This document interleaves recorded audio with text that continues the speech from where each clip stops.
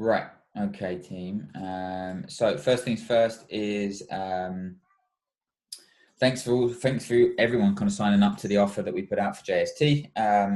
Obviously, this gives you access for the whole year on the hub, which is amazing. Now, hopefully, you've all gone through it, kind of had a little look around, what's actually on offer. Don't worry, I'm going to talk through the best way to use it, how to kind of get started, because I completely understand that it's like, can be a little bit overwhelming in terms of what to focus on. So we're going to do that. Plus, I'm going to show you all the stuff we've got coming up. But first, let's get into a few things about nutrition I just want to touch on, because we had a couple of questions on kind of similar topics. So what I'm going to do is just kind of make sure that we're focused on principles of nutrition. Now, the hub, as you have seen, we don't necessarily kind of tell you to follow a specific diet. We don't tell you to kind of be like, right, you need to be following carb cycling or fasting or whatever it is that's on trend at the moment. It's about principles. Okay, so this is a massive part of what we're going to try and do, and the education side of things is so crucial. So one of the things that we do emphasize is protein, and it is of most importance. Now, this goes for everybody, okay, not just fat loss, not just strength. Over the coming weeks and months, I'm going to be talking with Steve and the coaches and you guys about making it specific to the different biases, but it doesn't matter. So that's where maybe kind of, the different biases, but protein doesn't change across them, okay? We want to keep that relatively consistent no matter what our goal is, whether that's strength, whether that's fat loss, whether that's engine bias or whatever it is, okay? Protein stays relatively consistent, and this is a really key principle that we want to kind of make sure that we're focusing on, okay?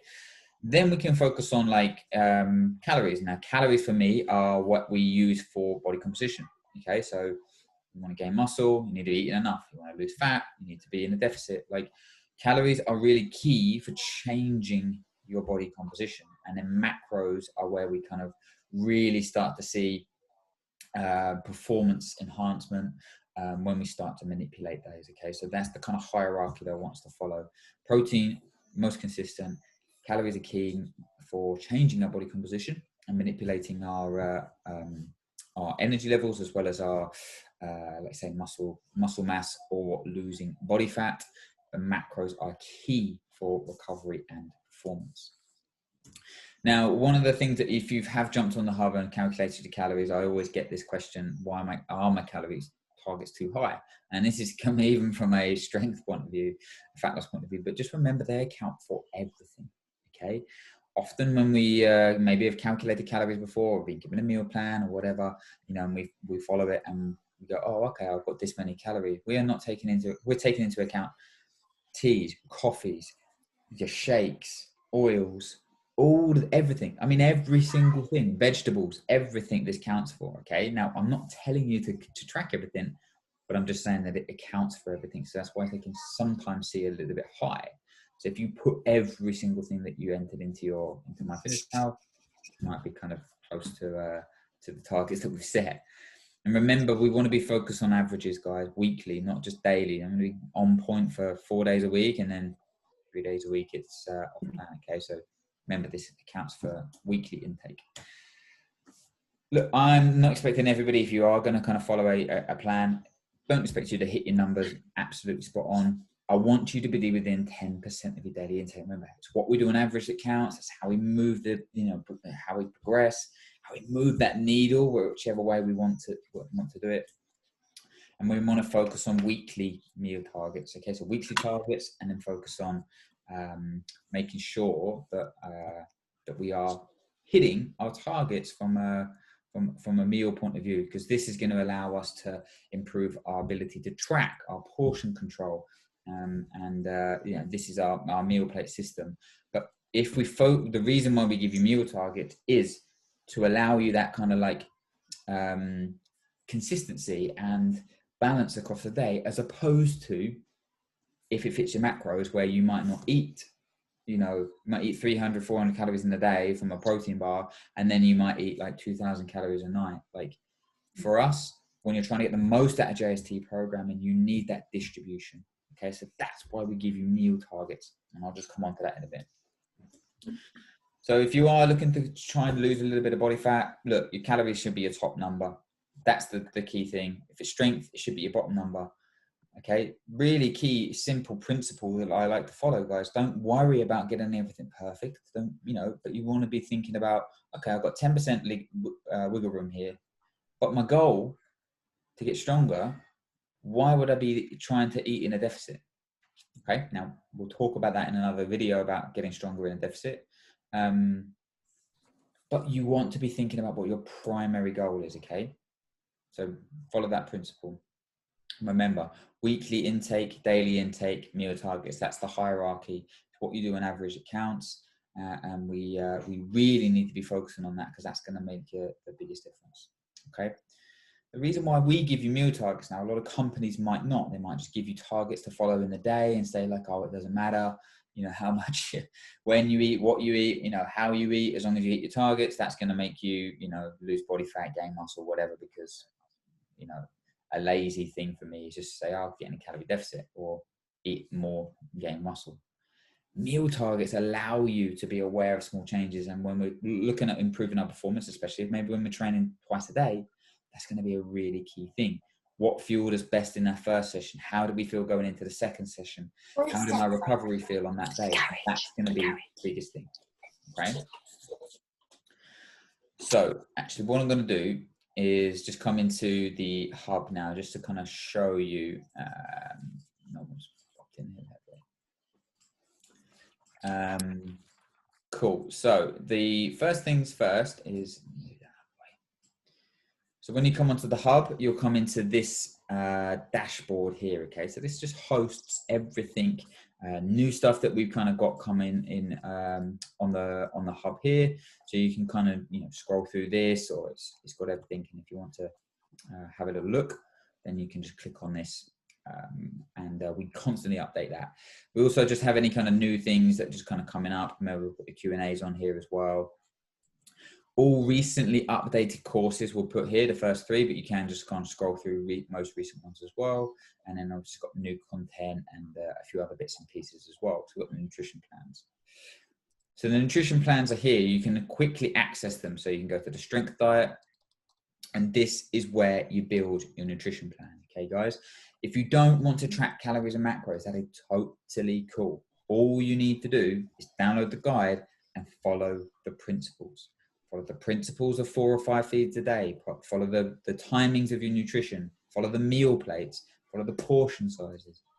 But you need some form of structure. You can't just wing it. Don't need to track calories and macros, but you do need to have an understanding of energy balance. So if you don't want to track calories and macros, just download the guide, follow the advice in there. Okay. I know it seems simple, but simple is so, so powerful.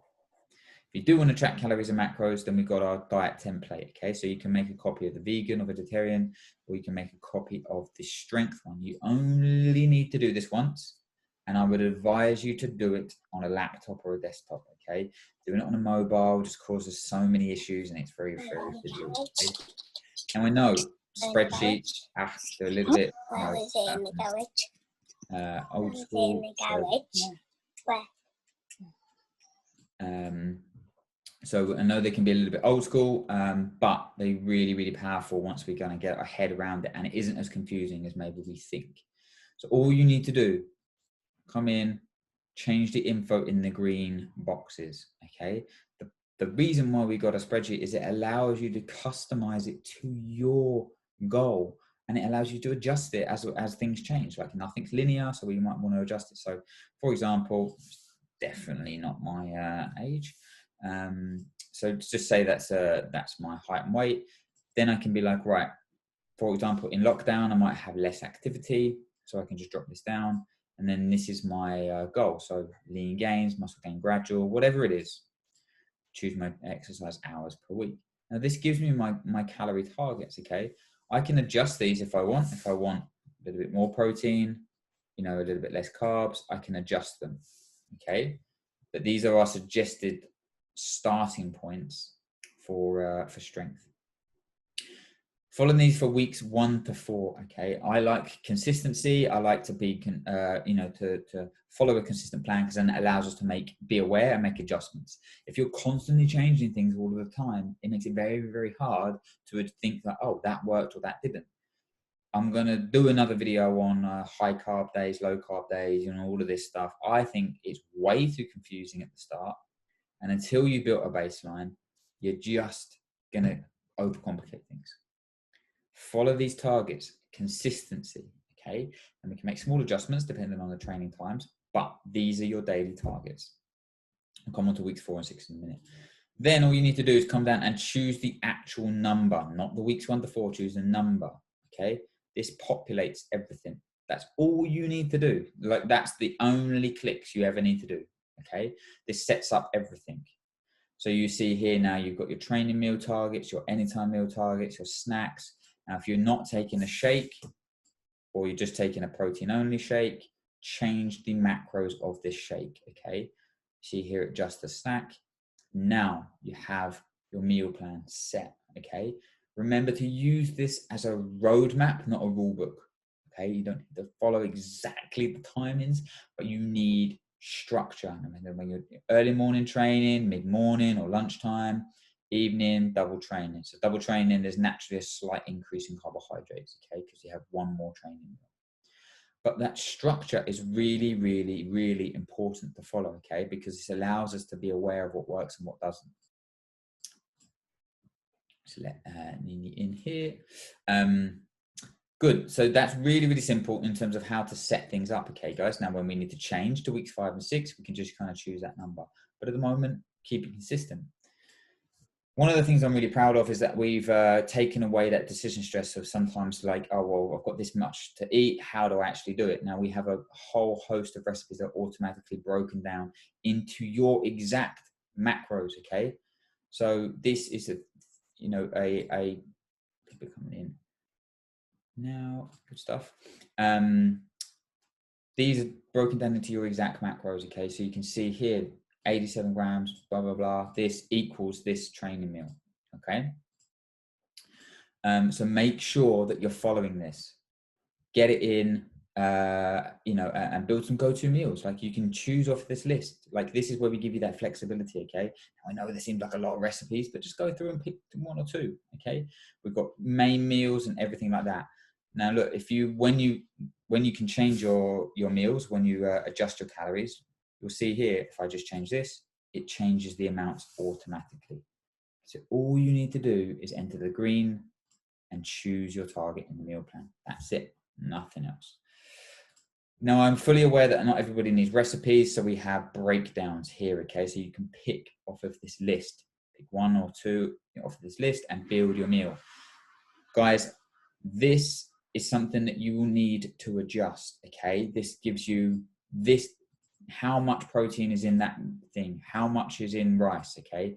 Now, there will be crossover in terms of other macros, so you might need to maybe slightly lower your rice or slightly lower your chicken, depending on what combination you do, okay? But it gives you a really good starting point. Now, this is something I think is really powerful for people. You can build your week plan, so you can put in when you train, you can put in your meals and start to build out your overall plan, okay? So then you can, make some notes, you can adjust it. This is really, really powerful for giving you an overview of what works and what doesn't, okay?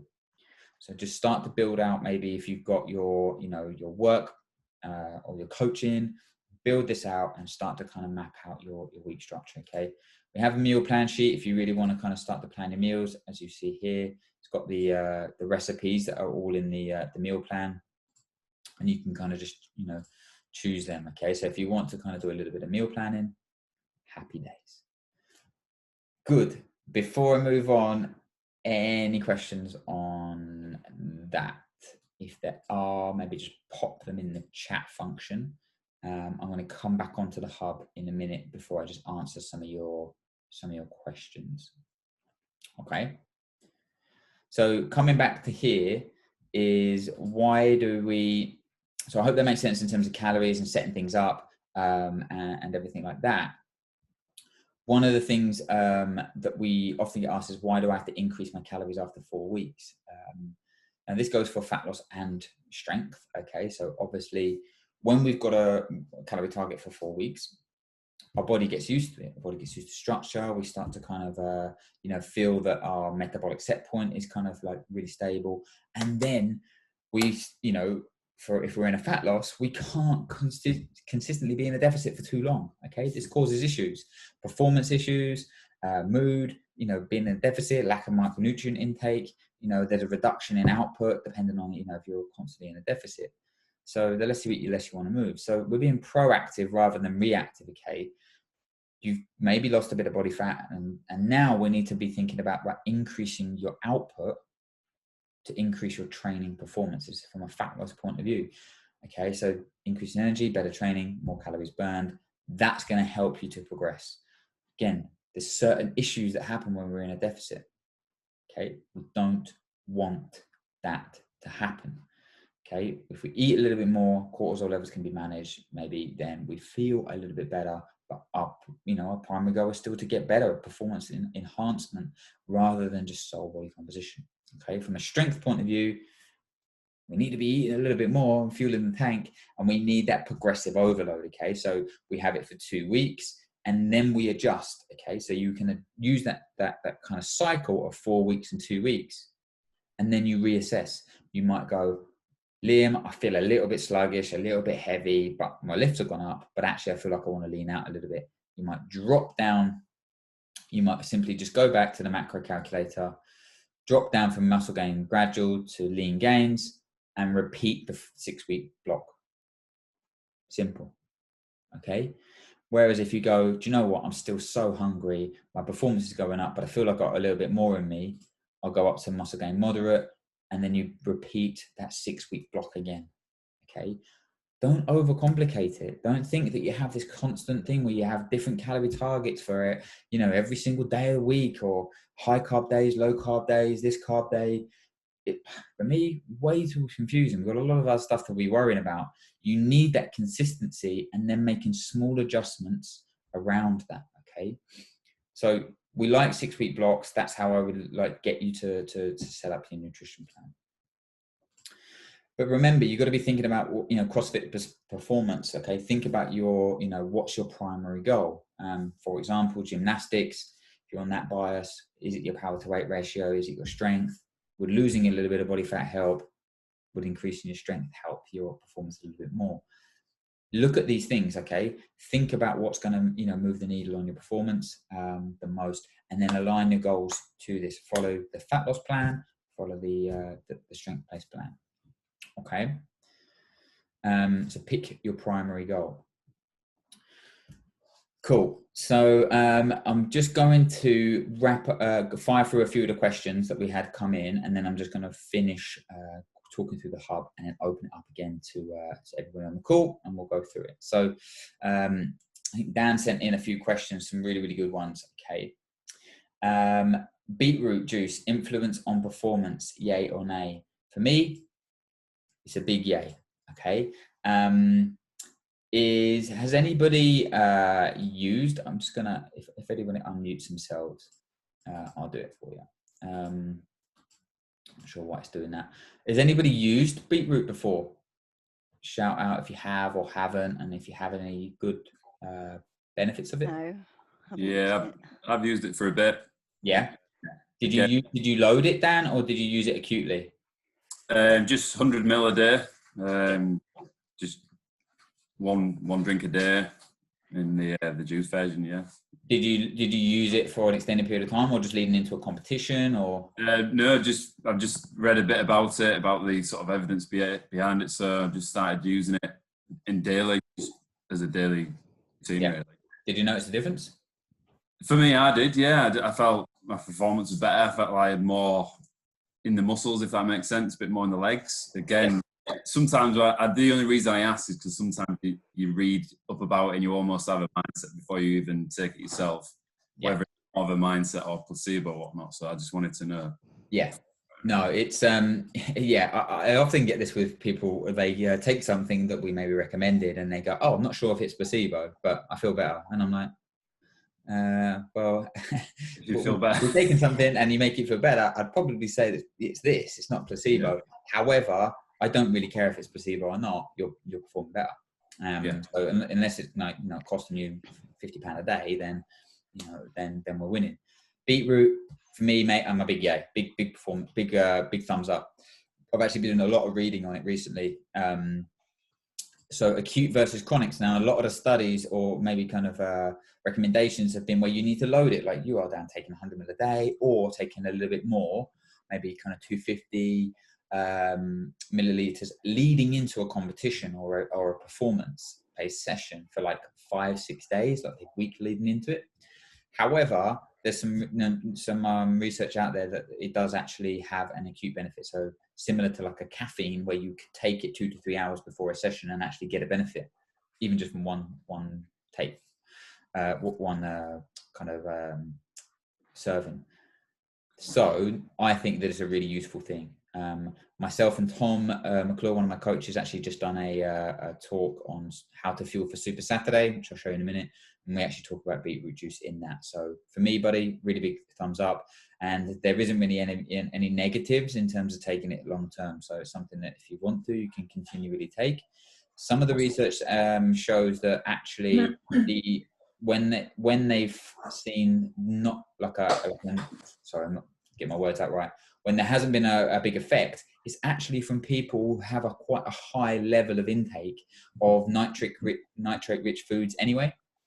Okay. So people that don't really eat carrots, beetroot, spinach, squashes, you know, stuff like this, that have like high nitrates, you know, they don't have a lot of nitric oxide in their bodies. So when they take something, then there's a big effect. Whereas those that actually have a habitual, quite high intake already, they don't necessarily see this massive increase in terms of like an ergogenic effect. So it's not to say that it doesn't work. It's just to say that look at, you know, other factors. A lot of the stuff has been on aerobic performance, but actually there's a lot on anaerobic as well. So like I said, you can take either 2 to 3 hours before exercise and 5 days leading into a comp. If you really want to, this is a really, for me, look, JST, we obviously can use it more at engine bias. We're recommending it. But if you're doing, as we go into the open, as we start to kind of get a little bit more kind of like CrossFit style kind of sessions, or barbell cycling stuff, or, you know, open-based workouts, this study is really good, relatively recent, and it's on high intensity exercise efforts. You can click on this in the slides, mate, it's really good. I just said, scroll down. There's a certain part of it about intermittent efforts. So like basically open style workouts. And the research is with a big thumbs up. So dude, hope that helps for everybody that helps, that's taken it. If you haven't taken it, it can be a little bit funky. So you might want to mix it with something else, put it in a smoothie or mask it with chocolate in any way, a smoothie, chocolate powder, protein powder, whatever, kind of masks it quite well. But yeah, benefit for aerobic and anaerobic, and you can take it acutely and chronic as well. Big thumbs up. Cheers, bud.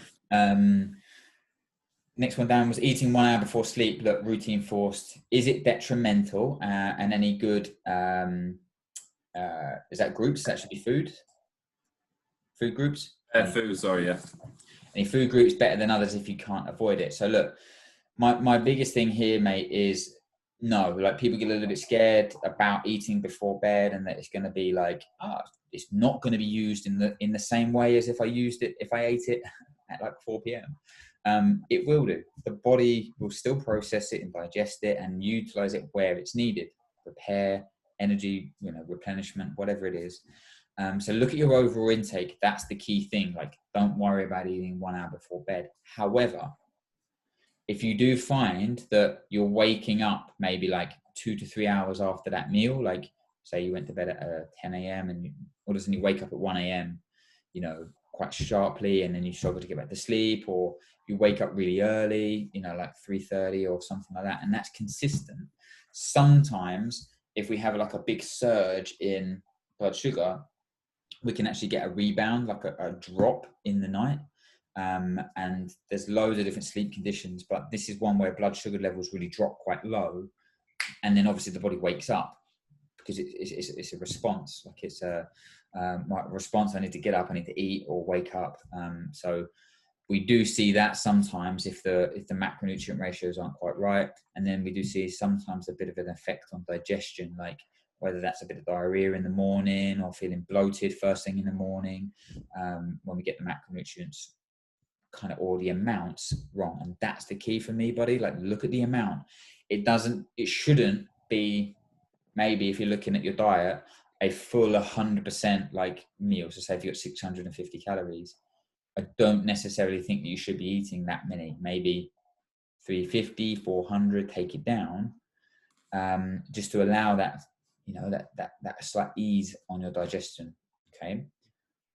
Protein is key if you get some form in. Okay. So I want it to be protein rich, slow release carbs, and a small amount of fat. I find, in my experience personally, but also with clients, when we have a really high fat meal before bed, that's the issue. That causes issues, whether from our digestion. So for example, if you had like something quite oily, or like a really kind of like high fat, like yogurt bowl or something like that, like loads of, full fat dairy, seeds, nuts, nut butter, all of that kind of stuff. High fat seems to be an issue, and that's just, anecdotal, but feedback from clients. So what we might want to do is like build something: protein, slow release carbs, and a small amount of fat. Okay. And then just take the calories down slightly. You might want to just distribute some of those earlier in the day, and then it should be like a mini meal or like a larger snack, and that's the kind of like thing. But make sure protein is there, okay? Because that's the key macronutrient for slowing digestion, and maybe alongside the carbs is to manage that blood sugar, so you get a small spike instead of like a bump reaction. Okay. But no, it doesn't matter eating 1 hour before bed. It's totally cool. Okay. So food groups, like I said, not avoiding them, but just lowering that kind of like high fat approach. Okay. So play around with it. Let me know. We've got I'm going to link an article in this as well when we put it onto the hub about eating better to sleep better. So check that out as well. It's got some ideas of different meals and foods as well. Next question was MCT, or what is it and any good? For those of you guys that don't know what it is, it's a medium chain triglyceride. Okay, so there's different types of fats that we can eat. It's extracted usually from kind of coconuts and coconut oil. The reason why it's been perpetrated as like a performance enhancement, like a fat, is actually it absorbs a little bit more rapidly than others, so it can be utilized potentially as an energy source a little bit quicker. Fat is notoriously a slower digesting macronutrient, so MCT is quite the fastest absorbing. So sometimes it can be used as an energy source. Look, it increases ketones. So if you are low carbohydrate intake, increases ketones, and ketones can be used as an energy source. Going into that whole fat adaptation and a thing is another whole world, but there are some benefits for using MCT. Can be shown to kind of lower the hunger signals. Okay, so you can actually promote feelings of fullness in the body through hormone increases in certain hormones. It may help with sparing glycogen and reducing lactate buildup. Okay, so basically when you're doing a long session, we want to preserve as much muscle glycogen and liver glycogen as possible for when we got high intensity output, and utilize fat as a primary energy source, or spare that muscle glycogen for later in that session. So it has been, some of the studies have shown that it can take in that if you're taking it pre-workout. So this is where maybe people put in MCT in the coffees or in, etc. So it has been like, there's some research out there. It's, to be honest, my research on it, it's 50-50. It's straight down the middle. Like some say yeah, some say no. And there isn't really a definitive, answer on it. So for me, where people go wrong with MCT is that they think like, oh, I'm going to get the benefits of like being fat adapted and it's going to burn body fat and stuff like that. It doesn't really burn body fat. Like, it's kind of missing the woods for the trees there. Like, it can potentially increase you know, the utilization of fat, like say by sparing muscle glycogen, mainly because you've got fat circulating, and it, you know, and it can be used as an energy source depending on the intensity of the exercise. So if you chuck a load of MCT oil in your coffee or pre-workout, and then you go and do like Fran, you're never going to burn, you know, you're not using the right energy system. So it doesn't matter, you know, you're not going to burn more fat just by taking MCT oil before you do a high intensity exercise. So it's very context specific. And again, depending on where you're using it, like if you're trying to lose body fat and you're thinking, oh, it's going to increase fat burning, I'd probably say no, don't have it, because it's a caloric extra. It's an extra calories in your diet. So I'd probably say no, just train fasted or train as normal. You don't need this extra MCT oil. It might, like you say, increase promotions of fullness, but just eat some more bloody veggies and protein, and you'll probably be better off than shoving MCT oil on your, you know, cooking in MCT oil or whatever Dave Asprey does. I don't know, but I just think that it's something that we don't need to worry about for the most part. Like there's so many other things that have more efficacy, and so many more things that are like 10 times cheaper that are going to make it like a, you know, more of a benefit. So I would say if it's in certain things that you buy, for example, and you're already buying them, feeling good on them, then that's cool. But if you're going to add it to stuff, I'd probably say save your money, because it's really expensive, and just kind of crack on with doing some other things that are actually going to make a real difference. Cool. So I hope that helps. I think we've got some other questions in the chat. So Adele would just say, would you adjust your calories and macros if tracking with a fitness device? Oh, very good question. For those of you who don't know, we're doing a podcast on this about fitness trackers and all of the pitfalls of stuff like that. So no, like for me, Adele, it's a really good question, really common question. It's something that no, I wouldn't say to eat back your calories. Okay, so we don't want to be like, oh, I've been calculated 2,656 calories, and then my exercise on MyFitnessPal or my Fitbit, whatever it is, says I've burnt 350. That doesn't mean that I've got 3,000 calories to eat that day. Turn that off on MyFitnessPal. If you are, we take this into account by these calculations. Okay, so don't eat back your calories. Yeah, I mean, I know what you mean when you're doing MyFitnessPal. Yeah. But say like your overall what you've burnt for the day. So say like I wear Apple Watch, or if you've got, you know, one of those other ones. So say I like one of the sessions on JST, I think there's like Tuesdays and Fridays we have a morning session. So Tuesdays and Fridays I definitely feel hungrier those days. Yeah. And I feel like I need to eat more on those days than like say Monday and a Saturday. Okay. So would I adjust for those? Yeah, I mean, I tell you, that's a very good question. So this is where I talk about, I'm actually going to do a video on this next. Actually, I'm going to record it tomorrow. So I'll make sure I send it and tag you in it. Cool, but it's a really good question. What we want to think about doing is using this, like I said, as a baseline. This is your baseline intake, okay?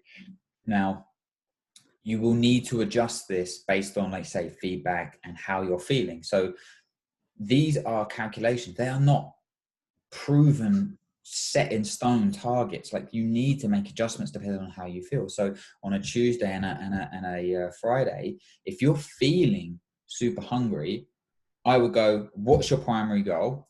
If we're looking at, you know, if we're trying to lose body fat or lean out, then I'd say, no, don't eat anymore. You're trying to lose fat. So stick at it for a short period of time until you've reached your goal weight, and then we can adjust your intake. But if you're feeling super hungry and it's affecting performance or whatever, then I would say, yeah, maybe you're looking at maybe 5 or 10% increase on that day to support your training performance. Okay. So that's where you got your baseline. And then you might make just very small adjustments based on that day. So this goes back to that when I said about don't have high carb days, low carb days, and whatever. Mainly because we don't know sometimes where sessions are how they're gonna feel. Sometimes we look at it and it doesn't look that hard, and then it hits us for 6. if you know that those are your 2 highest days or hardest days, you could potentially lower a little bit on a rest day and increase it, you know, so you might go to 2,500 on a rest day, and then you might go to 2,800 on the Tuesday and Friday. And then that gives you that balance over the week. Yeah. Does that kind of make sense? Like, I would adjust. If your body's saying I'm hungry, I need a little bit more, I would listen to that and make adjustments based on that feedback, rather than being like, no, I must stick to this. But again, it goes back to that kind of what's your goal. But I would say adjust. Does that answer the question? Yeah. Cool. And then it's about awareness. Like, then you can be like, actually, I feel really great on that, you know, to like that increase. I feel really, really good. And what you'll want to then slowly do is potentially bring, you know, keep your intake on the other days to, you know, to a normal, to this intake. And then that allows you to progress your nutrition on. But if you feel that you need to kind of drop a little bit of weight, or you're feeling a little bit sluggish, or it's too much food, then I would say drop your intake away from those days. So you might want to drop it on a Wednesday, drop it on a Sunday or a Saturday, and you know, and that gives you that more of a balance. But yes, 100%, I would adjust it. Usually as well, it would usually be, if you're eating that same amount, I find that it's actually the following day when I feel like, oh, I've definitely not had enough because I don't have enough for today now. Yeah. And then going back to that, what macros would you then adjust? Would you go more carbs? Yeah, because it's a double training day, correct? Yeah. So for me, I would say carbohydrates need to be the primary driver there. Protein, like I say, you don't really need to increase protein depending on the day. I think you just keep that consistent, and then carbohydrates is where I would be increasing it on that day. That's gonna help you to get the most out of that session, recovery, and like you say, just not have that knock-on effect to the following day in terms of hitting that fatigue. So for me, the macronutrient I would increase is carbohydrates. And do it simply. You know, like a lot of people think, oh, it's just more rice or more potatoes or whatever, more fruit. You know, you can simply add an intra workout in, you know, or you can keep all of these targets in. You can add an extra snack. You can, you know, bolt something onto a certain meal, or, you know, you mix your protein shake with some fruit juice. You know, there's your 30-40 grams of carbs relatively easily. Or if you feel that you need that kind of something more solid, like you say, then you can increase the size of that meal, or put it into a meal where you feel most hungry.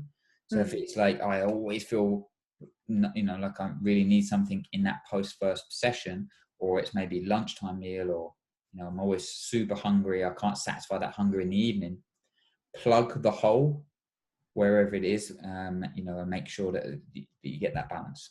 Okay. Makes sense. Cool. Good stuff. So let's just didn't have any more on there. Perfect. So when we come onto the hub, guys, onto here, we've got lots of stuff. Obviously, I've spoken a lot about nutrition plans here, but I don't know if you guys have come into the courses section. Okay, so this is where we are building out a ton of content, and there is going to be some JST specific stuff. But for example, if you're struggling to kind of know where to eat around your training sessions, I would come into here, and we've got a timing of training section. Okay, so you can actually improve your time in the training. You can download the workbook, and it's kind of like something you can fill out, but it gives you advice depending on when you're training. So for example, double training, you know, so for here, it just kind of talks through some double training advice. Okay, common faults, how to adjust it, session 1, session 2, you know, post workout, etc. So you can kind of come into these courses sections and work through them at your own pace. Like recovery is another one, like a massive area that, you know, we can educate ourselves on in terms of improving our recovery. So talking about why we fatigue, and, you know, I've tried to make it as simple as possible, and, you know, give a little bit of science, but not bore you to death.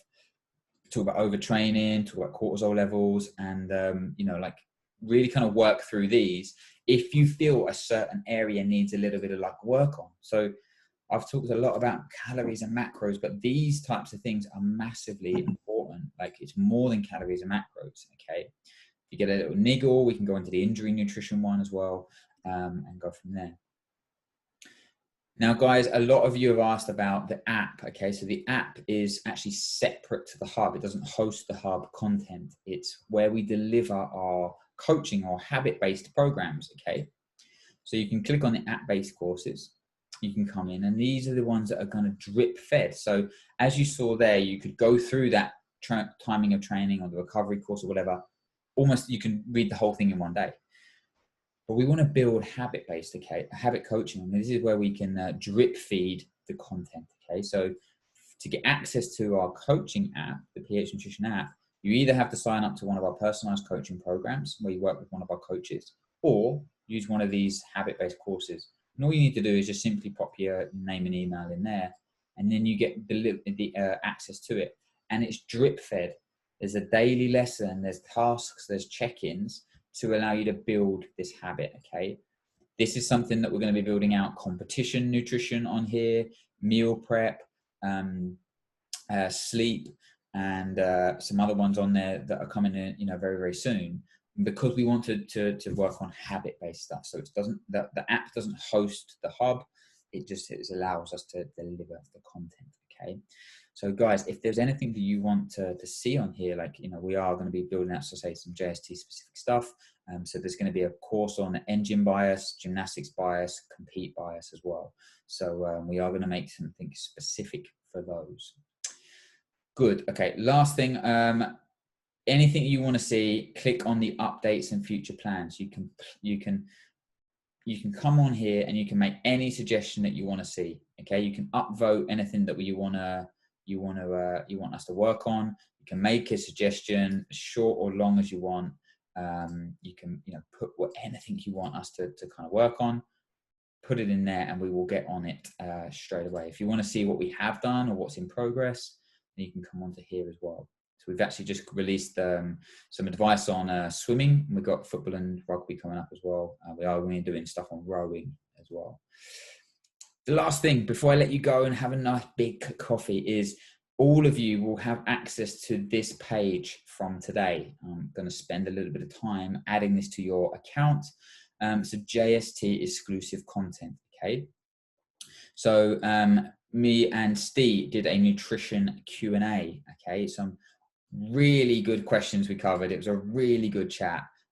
So can I get stronger whilst in a deficit? Should I eat more protein on a training day? Etc. I think they are going to put it out on their YouTube, but guys, you can take a look at it here. And we have myself and one of my coaches, Tom McClure, who actually does JST. We've done nutrition for Super Saturday. So if you are focusing on getting the most out of your Super Saturdays, we've got some simple advice to walk you through the week, how to get involved on the day. We've got some slides as well. I'll put all of the Q&As, anything that I do for JST, on here as well. And if you've missed it, we just updated the nutrition guide for members as well, so you can download that. Gives you some really focus points for JST. So to access this, when you go into, so give me a little bit of time this morning to do this. When you go into my account, you'll see my memberships, and it will be under JST. So you'll see the PH Hub, and it'll be JST. Once you click that, all of this lovely new stuff that we're going to keep updating is going to be there. Okay, guys. So, look, thank you so much for spending your time with me. Adele, I said I wouldn't be talking at 10:30, so I've done all right. Not 11 minutes. I think I've done all right there. But I hope that kind of gives you a bit more of an overview, a bit more kind of like a good starting point to get kind of the most out of the hub. How to use it, where to kind of put your focus points, and actually what we've got on there. I will be hosting one of these Q&As very, very regularly, guys. Hopefully in the future, when we potentially get back to kind of hosting training days, I will be coming to any training days and doing a Q&A. The next Q&A will probably be early January, with another one then planned and locked in, leading into the open. Okay, we're going to have a specific open nutrition program, which you'll all have access to for free, which is going to help you to get the most out of that. But in the meantime, if there's anything that you want me to cover, just pop me a message. You can contact me via the website. Facebook group, whatever, and then we'll make sure we'll put it on, or just let Steve and the guys know, because me and Steve are doing regular kind of contact points as well, making sure that we answer your questions rather than me just sitting in my office thinking, oh, I wonder what the guys would want to know about today. So let me know, and like I said, hopefully this gives you some really kind of good advice and some areas of focus. Cool. Anything you want to kind of chat on, or want me to showcase you guys before I let you go? Anything you want me to kind of talk through? It's all good. No, that was brilliant. Well, I was going to ask a quick question actually.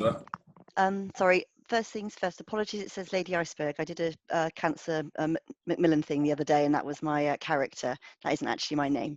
So, I saw on the. I like it. I saw on the hub element you mentioned about Masters Nutrition. Yes, I did. So I am very close to getting this the actual program done. Yep. So this will be live here. So we'll be live. At the moment, it's just going to be hopefully I'll have it done before December. Yeah. But the Masters Nutrition is going to be here, and will be like a program, like a course to go through. However, I did do, because I'm done to the Q&As. Yeah. One of the first ones I did, Masters Nutrition. Okay, cool. So I did a Q&A on it, and you can download the slides, and this kind of gives you a bit of a really good starting point, some really key areas of focus for those for Master Nutrition. However, I am going to build something that's like properly like structured and specific. I'm trying to finish this meal prep one because I'm getting hounded for it. It just takes a long time. Yeah, no, but the Masters Nutrition is well on my priority list. I've written the most of it, and it's just putting it onto there and making it work. But in the meantime, come and check out the Master Nutrition stuff, and then, let's say, pop me any questions that you have once you've had a little look at that. Yeah, absolutely. I think for me, it's just started sort of getting onto some sort of program, because I'm sort of relatively new to doing all this sort of stuff. So I'm just conscious. I've only been doing JST since when was it? August. Oh, good. Well, fantastic. And, welcome. but it's a massive step up from what I was doing previously. Yeah. And hence I do feel quite shattered a lot of the time. So managing that and a job and 3 kids is quite a lot to get your head around. Yeah, so any extra help's appreciated. In place. In place. So yeah, like I said, like if you missed the first part of this, go back, just watch how I kind of set the nutrition plan up for you. It would be, even though you're new to it, I would definitely go onto the strength plan. Yeah. You just go lean gains or muscle gain gradual. Like this will be something that I would definitely focus. If you're feeling that kind of lack of push, lack of energy, slightly kind of like fatigue, look at that. And then maybe check out the recovery. Like after you've read the master stuff, just check out the recovery side of things, because it gives some really, really simple points in terms of how to manage, like the extra load, like that comes with starting JST. So yeah. Okay, perfect. Thank you. Great stuff. Good. Fantastic. Guys, we'll do the customary everyone happy Zoom call and FaceTime.